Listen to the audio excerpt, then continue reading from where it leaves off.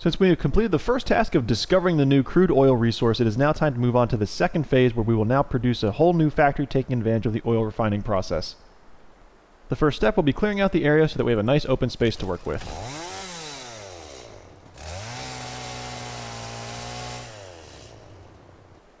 Now that the area is clear, it's time to get cracking on the new factory.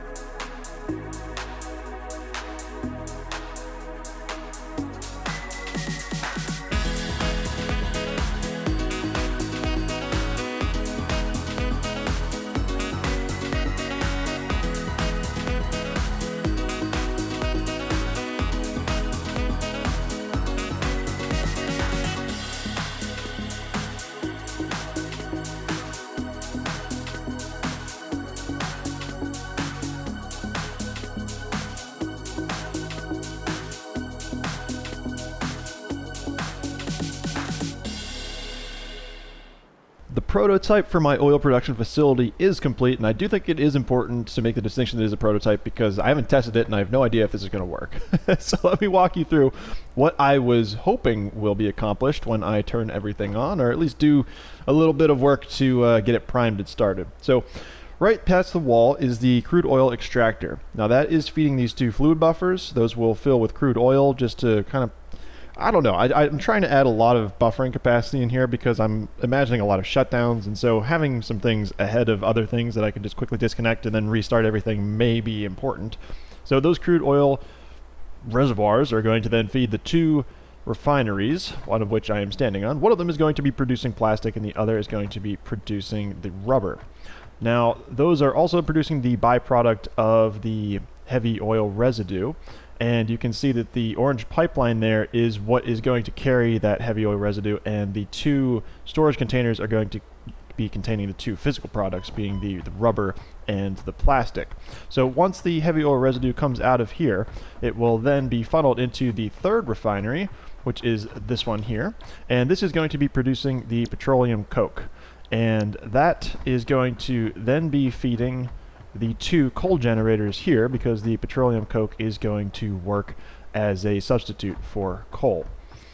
Now, the other issue is that the coal generators here are going to be requiring some water. So we have the the water extractor here, getting confused with all these liquids, with the water extractor here, which requires the pump to get it up a little bit higher to these reservoirs. Now, I wanted to elevate these because I think that things just flow, the fluids flow according to gravity, and there's not a lot of capacity behind this one, so it should be pushing most of the water down there if pumps do fail. But again, that's just another theory. So we've got water and the petroleum coke going in here.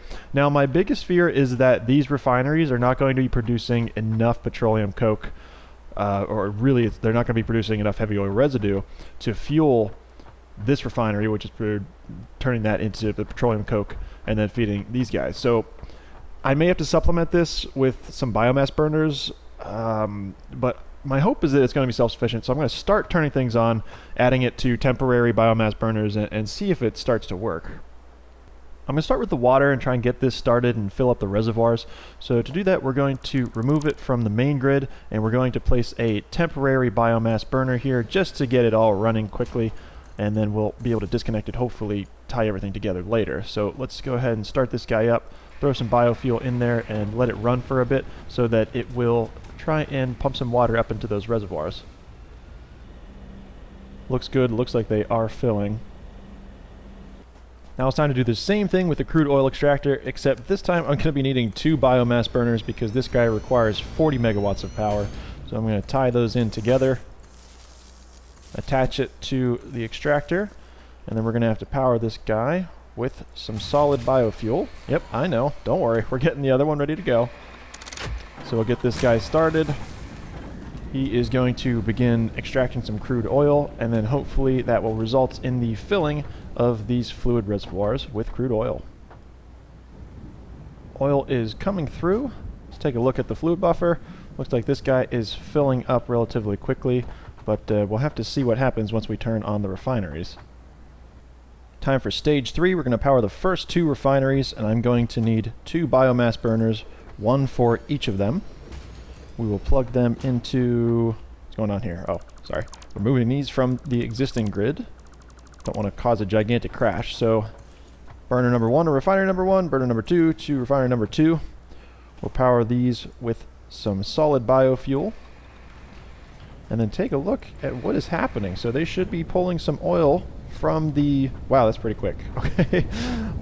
They are now producing rubber and heavy oil residue in this guy. And in the one next door, we should see plastic and heavy oil residue.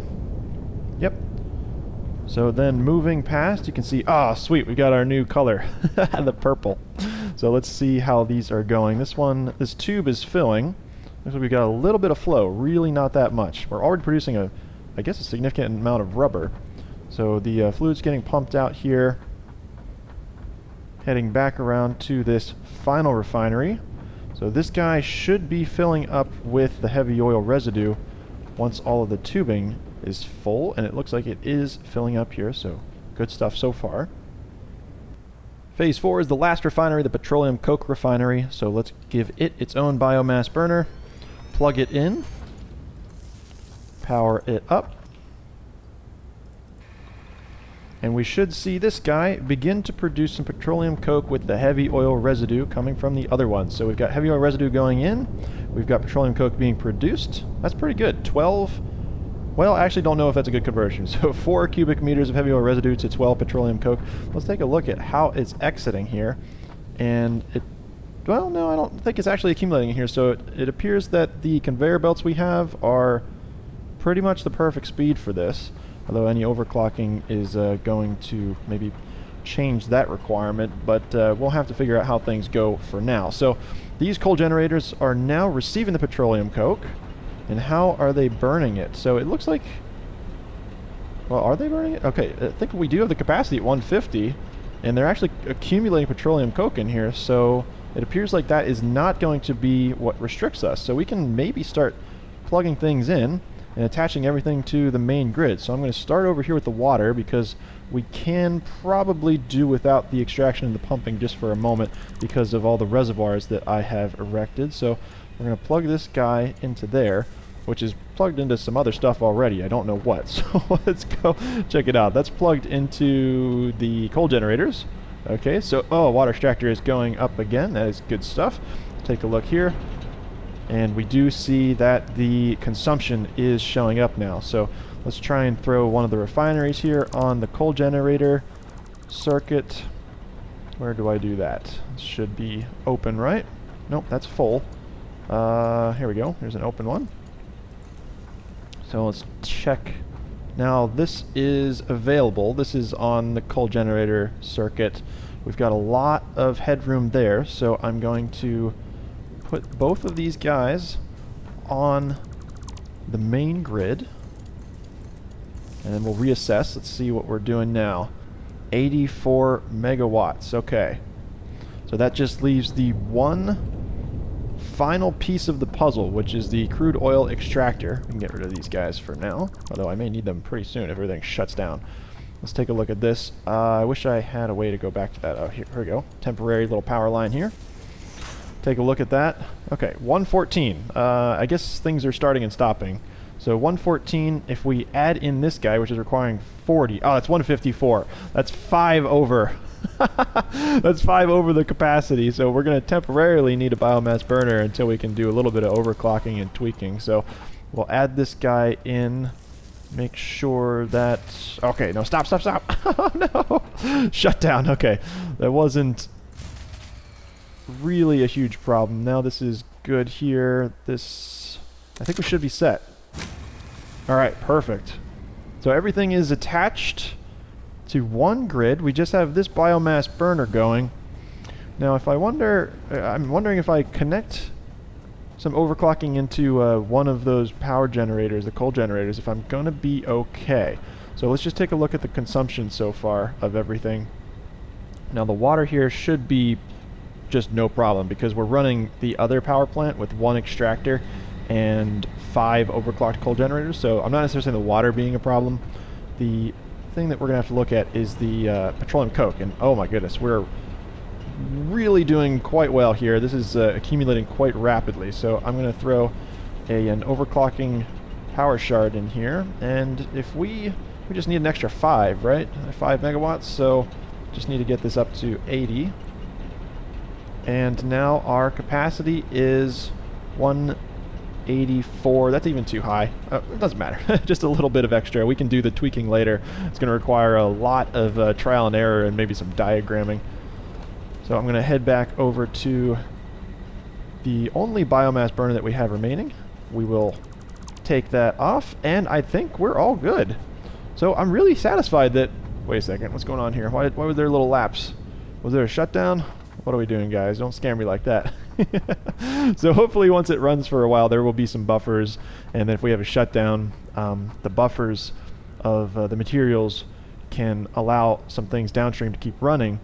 But if there is a shutdown, that means there's like an imbalance in production for things. So I don't know. It's just trial and error. So we're accumulating a lot of rubber in here, and we've got some plastic too. We've got the heavy oil residue coming through here. Looks like we're using a fair amount because it's not accumulating too much in here, but again, that's something that we're going to have to wait and see how it goes. So, oil production plant, man, huge success. I didn't run the numbers beforehand, but we came within just 4 megawatts of balancing everything out perfectly. So, water plus petroleum coke, and I guess that's kind of the back end of this, so we'll start at the front, just for an overview. Crude oil into the 2 refineries, outputting heavy oil residue and the 2 products, which are the plastic and the rubber. Heavy oil residue going into this refinery, which is producing a petroleum coke. Petroleum coke is feeding these power generators, the coal generators, and then also receiving water from the water. So, man, I'm really satisfied with this. I don't know what to do with these 2 outputs yet, but I think it's a great success that this is able to run and be self-sufficient. It's not attached to any of the main grids, and if we find that the petroleum coke is actually, you know, creating, like there's an excess of it here and it looks like it's actually backing up, we may even be able to begin overclocking this and adding additional coal generators to have this plant feed the main grid. But, you know, there's a lot of stuff that's going to be possible because if we look at the refinery and look at the recipes, we've got stuff like the fuel, which is apparently something that we can be used to convert into electricity. So there's going to be maybe like a different kind of plant. I don't know. So we just got a lot of cool stuff to look forward to. So thank you guys for watching this episode. We've gone from no production at all to actually having an excess of electricity possibly, which is something I did not anticipate. So again, thanks for watching this episode. See you in the next one.